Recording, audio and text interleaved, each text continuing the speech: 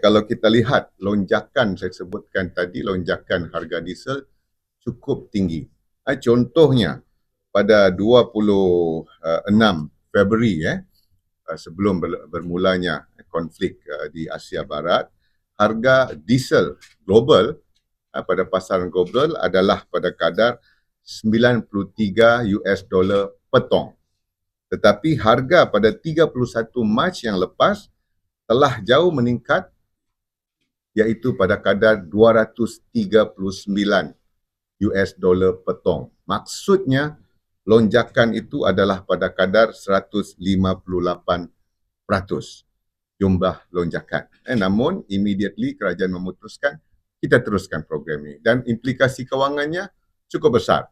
Kalau 2025 3.45 bilion sepanjang tahun, untuk tahun 2026 ini berdasarkan trend harga semasa diunjurkan bahawa sebulan kita perlukan sebanyak 2.2 bilion ringgit.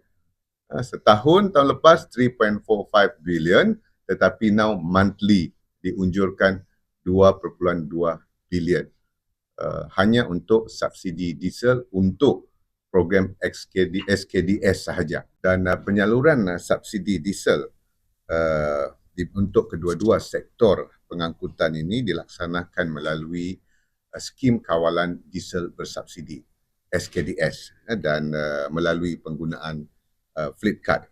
Dan kalau sebagaimana yang telah mula dilaksanakan pada tahun 2024, SKDS ini melibatkan 33 jenis kenderaan, iaitu yang saya sebutkan tadi di bawah dua kluster, iaitu 10 jenis kenderaan untuk sektor pengangkutan darat awam dan 23 jenis kenderaan di bawah sektor pengangkutan darat barangan. Mana-mana syarikat yang mendapat kelulusan permohonan di KPDN yang layak berdasarkan jenis-jenis kenderaan itu akan diberikan kemudiannya memohon fleet card daripada syarikat-syarikat minyak.